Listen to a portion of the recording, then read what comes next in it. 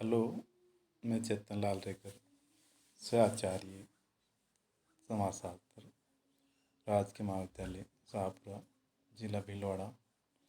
मैं आज आपको बीए पार्ट सेकंड का जो सेकंड पेपर है भारतीय समाज के मुद्दे और समस्या, उसमें हम भारत में की जो सबसे मुख्य समस्या है जनसंख्या वृद्धि की जो समस्या है, उस अध्याय को हम पिछले कालांश में पढ़ते आ रहे थे। आज हम जो सबसे महत्वपूर्ण चीज़ जो है जनसंख्या समस्या के संदर्भ में, वो ये है कि क्या भारत में जनाधिक्य है, इसके संदर्भ में हम चर्चा करेंगे।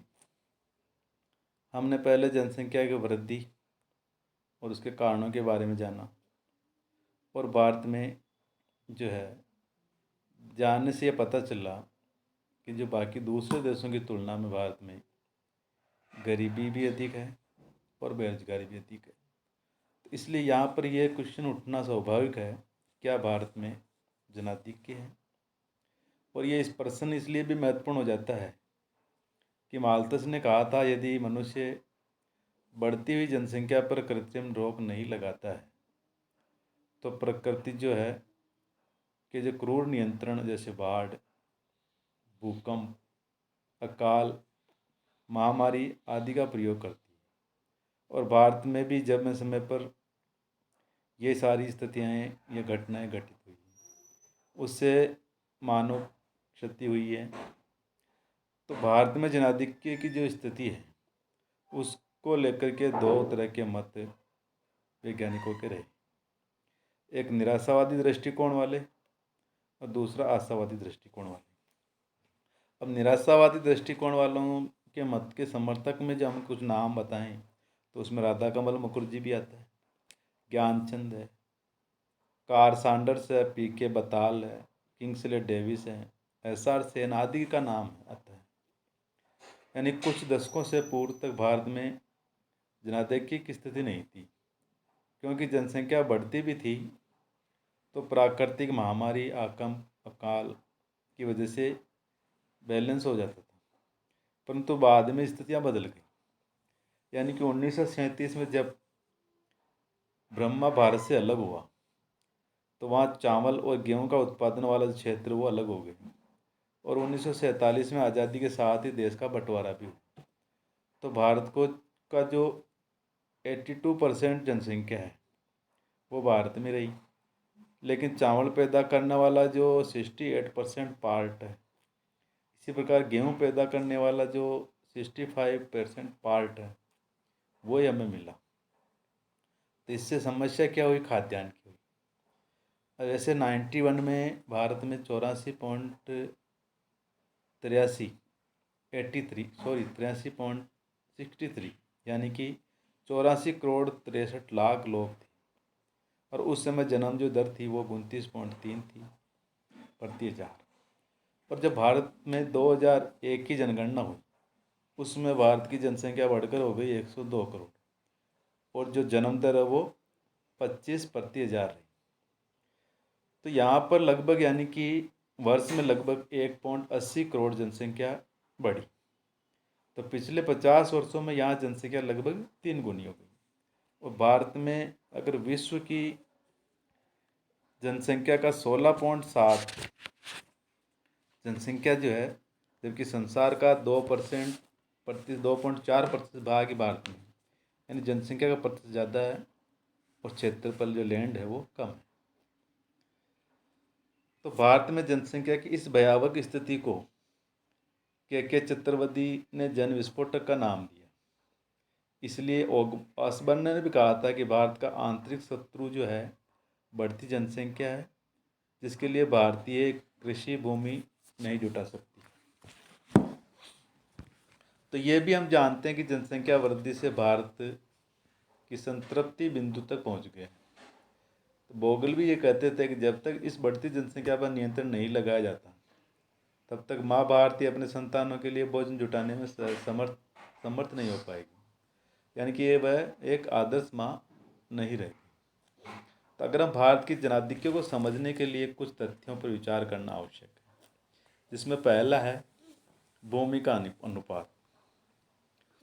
हमारे यहाँ अन्य देशों की तुलना में प्रति व्यक्ति भूमि कम है और उससे अधिक लोगों का भरण पोषण करना पड़ता है। तो हमारे यहाँ परिवार विभाजन के साथ ही कृषि योग्य जो भूमि है वो छोटे छोटे टुकड़ों में बढ़ जाती है और वहाँ क्या होता है, इससे अनुत्पादक हो जाती है, क्योंकि भूमिहीन श्रमिकों की संख्या तो दिनों दिन बढ़ रही है। और पहले भारत में प्रति व्यक्ति 0.85 एकड़ भू क्षेत्र था, एक व्यक्ति के पास हिस्से में आता था, जो घट कर क्या आ गया 0.38 एकड़। तो भूमि का अनुपात वाली समस्या। दूसरी, खाद्यान्न पूर्ति में कमी। हमारे यहाँ खाद्यान्न की भी कमी है, अतः कई बार हम बाहर से अनाज मंगाना पड़ता है। 51 के बाद यहाँ जनसंख्या वृद्धि 2.8 की दर से हुई, जबकि खाद्यान्न क्षेत्र में उल्लेखनीय वृद्धि नहीं हुई। तो अखाद्यान्न फसलों की अच्छी कीमत मिलने के कारण भी खाद्यान्न का क्षेत्र घटा। तो वास्तविकता यह है कि जनसंख्या वृद्धि और खाद्यान्न आपूर्ति में कोई संतुलन नहीं। तीसरी बात है भूमि की कम उत्पादकता। खाद्यान्न के अभाव का एक कारण है भारत में भूमि की कम उत्पादकता भी है। इंग्लैंड में भारत से 4 उत्पादन प्रति एकड़ होता है। तो भारत की तुलना में गन्ने की फसल हवाई में 13 गुना होती है, अमेरिका में 11 और क्यूबा में 3 गुना अधिक होती है। तो यहाँ प्रति एकड़ कम उत्पादन के भी कई कारण हैं। जैसे एक तो यहाँ की वैज्ञानिक पद्धति से खेती नहीं करते हैं, उन्नत खाद और बीज का भी अभाव यहाँ पर देखा जाता है, सिंचाई के पर्याप्त साधन नहीं है, बारिश की भी अनिश्चितता है, भूमि के छोटे छोटे टुकड़ों में विभाजन होना भी है, दोषपूर्ण भूमि कानून भी है और ऋणग्रस्तता की स्थिति भी है। तो ये सब भूमि की कम उत्पादकता भी एक कारण है जनाधिक्य को समझने की। दूसरी चीज़, चौथी चीज़ जो है निम्न जीवन स्तर। गरीबी व निम्न जीवन स्तर के कारण भूमि पर दबाव बढ़ता है, यानी कि अन्य देशों की तुलना में यहाँ प्रति व्यक्ति आय बहुत कम है और प्रॉपर्टी का जो वितरण है वो भी असमान। कई लोग भिक्षा द्वारा साधु सन्यासी के रूप में जीवन यापन करते हैं। तो देश में जनसंख्या बढ़ेगी जिस अनुपात से हुई है, उस अनुपात में राष्ट्रीय आय में वृद्धि नहीं हुई। इस प्रकार देखा जाए अगर वर्ल्ड डेवलपमेंट रिपोर्ट 4 के अनुसार भारत की प्रति व्यक्ति आय $480 है, जबकि संयुक्त राज्य अमेरिका की $35,060 है। तो चालू मूल्यों के आधार पर भी 2003-04 में भारत में प्रति व्यक्ति औसत आय $20,860 रह गई। इस प्रकार से उपभोग का ढांचा, भारत में 40 से 64% खर्च जो खाद्यान्न पर होता है, फिर भी लोगों को अपर्याप्त भोजन ही मिलता है।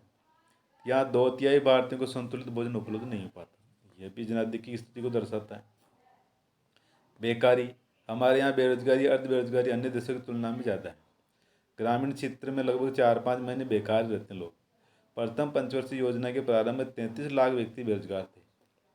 इस समय ये संख्या लगातार बढ़ती जा रही है और 2002 के अंत में देश के रोजगार कार्यालय में 4,11,00,000 व्यक्तियों के नाम बेरोजगार के रूप में रजिस्टर्ड है। इसी प्रकार जनसंख्या निरोध का अभाव।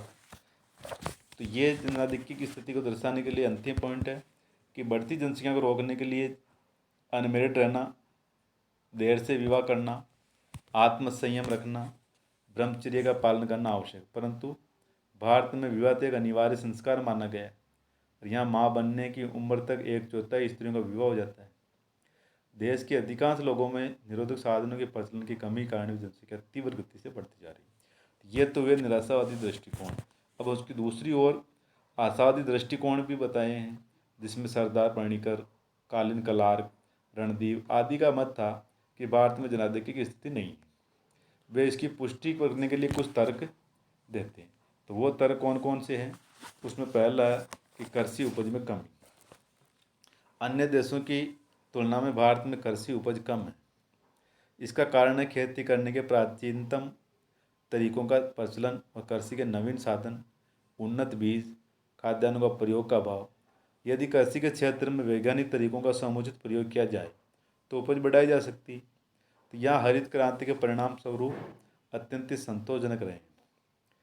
अतः उपज वृद्धि होने पर जनसंख्या की जो अधिकता का जो भार है वह स्वरूप नहीं रहेगी, ये कहना था। फिर दूसरा जो आशावादी दृष्टिकोणों का विचार था कि अखाद्यान्न पदार्थों का जो उपयोग, भारत में अधिकांश लोग अन्न पर ही अपना जीवन यापन व्यतीत करते हैं, क्योंकि यहाँ अधिकतर लोग शाकाहारी हैं। यदि भोजन में मांस, मछली व अंडे का प्रयोग बढ़ाया जाए तो अन्न की समस्या हल हो जाएगी। तो भारत में कुल मछली पालन का जो है लगभग 30% भाग ही का उपयोग कर पाते हैं। प्रति व्यक्ति खाद्यान्न की उपलब्धता जो 1951 में 395 ग्राम थी वह 3 में 438 ग्राम हो गई, जबकि जनसंख्या वृद्धि दर में गिरावट आई। जनगणना 1 के अनुसार जनसंख्या में वार्षिक वृद्धि दर 2.14 से घटकर 1.93 हो गई। तो अखाद्यान्न पदार्थों का उपयोग बढ़ाने से भी हम जनाधिक्य पर नियंत्रण कर सकते हैं। नंबर तीसरा जो दृष्टिकोण इन्होंने बताया वो ये था जनसंख्या का कम घनत्व। जनगणना 2001 के अनुसार भारत में जनसंख्या का जो घनत्व था वह 324 प्रति व्यक्ति प्रति वर्ग किलोमीटर था। यदि हम इसकी तुलना बांग्लादेश, बेल्जियम, जापान या जर्मनी से करें तो देखेंगे कि वहाँ की जनसंख्या घनत्व भारत से कहीं गुना अधिक है। तो यहाँ प्रति व्यक्ति जो प्रति किलोमीटर जनसंख्या घनत्व है बढ़ाने की भी बहुत अधिक संभावना है। चौथी बात है प्रति व्यक्ति राष्ट्रीय आय में वृद्धि। प्रतिवर्ष भारत में प्रति व्यक्ति आय में वृद्धि हो रही है। यदि भारत में जनाधिपत्य ऐसा संभव ही नहीं था। तो डॉक्टर VKRV राव ने 1931 में प्रति व्यक्ति राष्ट्रीय आय 65 रुपीज़ बताई, पर 40 मूल्यों के आधार पर 50 और 51 में प्रति व्यक्ति आय 255 रुपये थी, जो 2003-04 में बढ़कर के 20,860 रुपये हो गई। तो बढ़ती हुई राष्ट्रीय आय के आंकड़े भी ये दर्शाते हैं कि भारत में जनाधिक्य नहीं है और आने वाले समय में आय के बहुत अधिक बढ़ाए जाने की संभावना है।